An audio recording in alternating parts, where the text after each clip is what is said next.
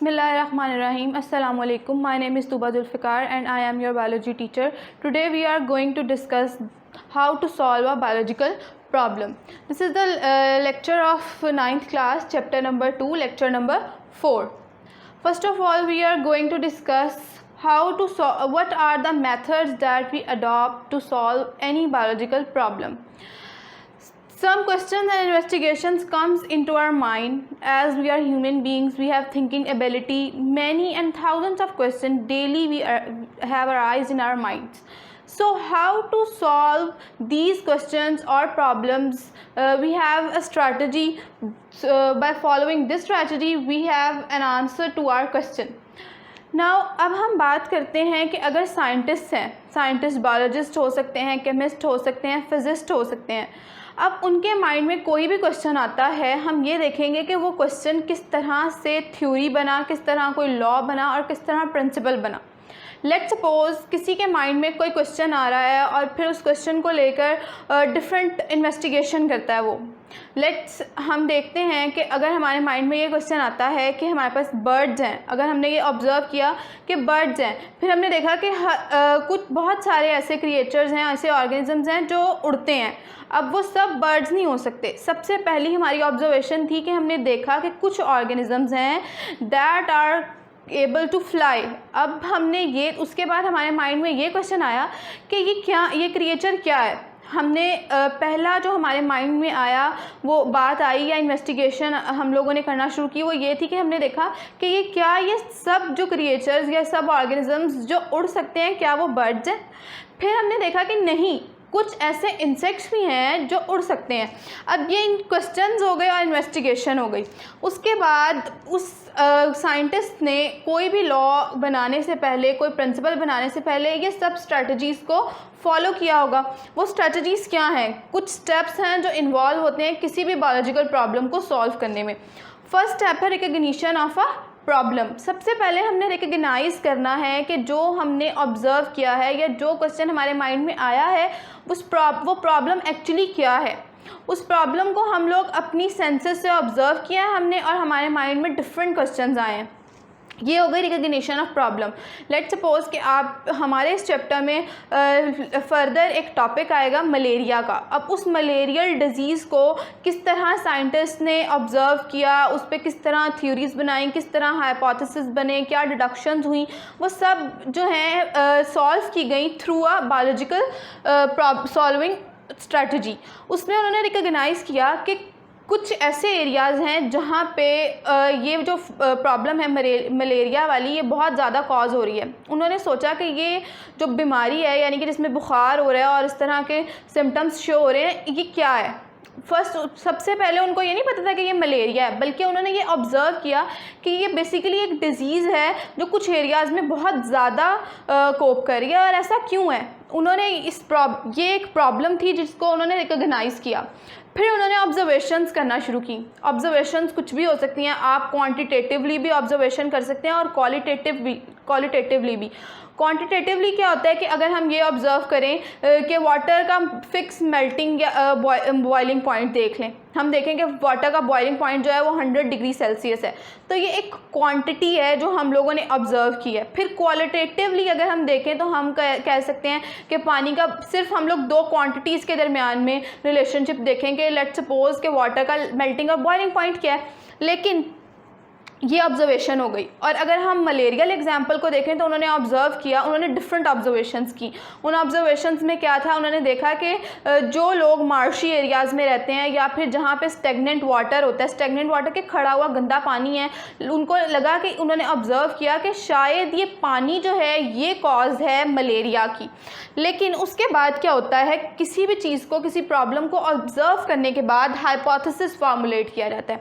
Hypothesis क्या होता है? एक स्टेटमेंट होती है जो कि फिक्स्ड और सर्टेन नहीं होती. मतलब हमें उस पर शुबा होता है कि इज़ इट ट्रू और फॉल्स.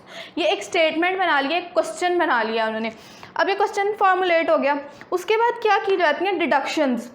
मतलब इफ़ और देन लॉजिक यूज़ किया जाता है कि अगर ऐसा करें तो ऐसा होगा.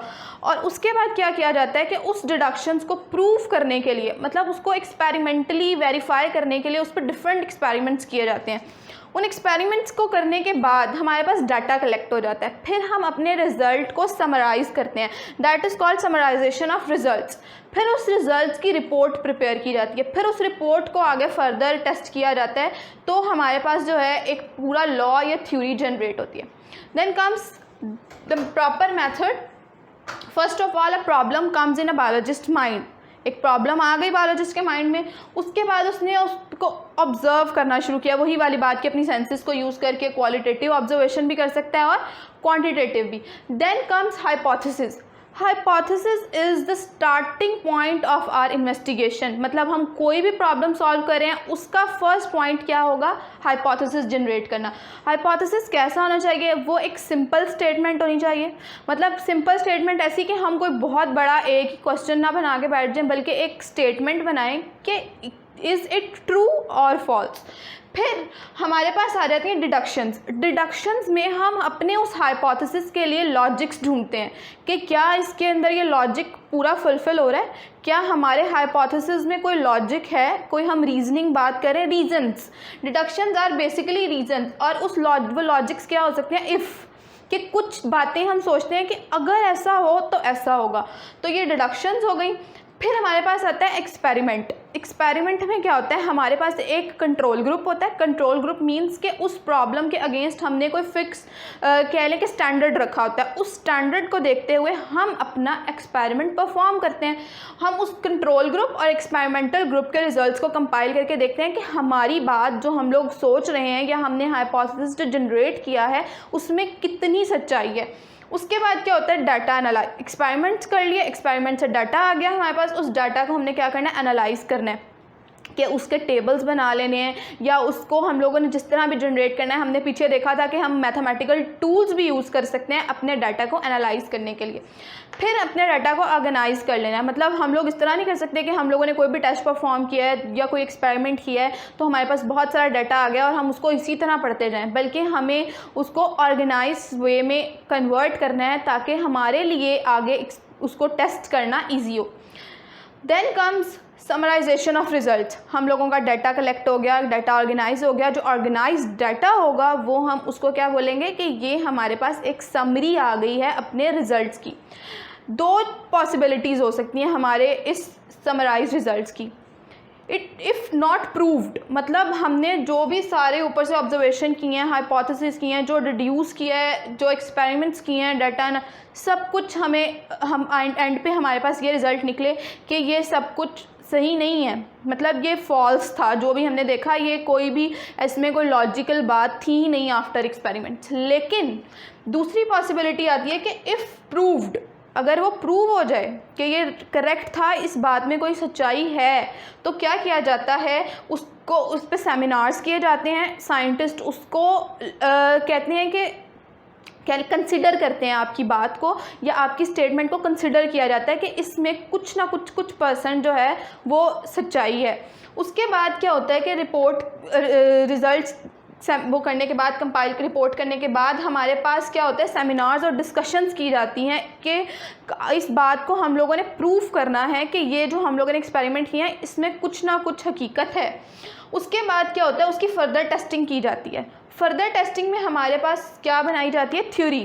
Theory is supported great deal of evidence. अब हमारे पास यहाँ तक ये सब स्टेप्स को फॉलो करने के बाद स्ट्रॉन्ग एविडेंस होते हैं अपनी बात को प्रूव करने के लिए, उसको हम कहते हैं थ्योरी। थ्योरी को फर्दर टेस्ट किया जाता है। फर्दर टेस्ट करने के बाद वहाँ पे एक प्रिंसिपल और लॉ जनरेट हो जाता है। प्रिंसिपल और लॉ बेसिकली क्या होता है? एक फिक्स्ड और कांस्टेंट यूनिफॉर्म आइडिया होता है कि जो अब ये बात साबित कर दी गई है कि आपने जो भी ऑब्जर्व किया है वो बिल्कुल सच है, वो हकीकत है, और उसको क्या कर दिया जाता है? कांस्टेंट लॉ बना दिया जाता है, जिसको फिर ऑल ओवर द वर्ल्ड, दुनिया में हर जगह उसको वेरीफाई किया जाता है और उसको माना जाता है। That's today from this lecture. आज का लेक्चर यहीं ख़त्म हुआ। वीडियो को लाइक करें, चैनल को सब्सक्राइब करें, बेल आइकन को प्रेस करें, और अगर कोई क्वेश्चन समझ ना आए तो कमेंट बॉक्स में कमेंट करें। Thank you.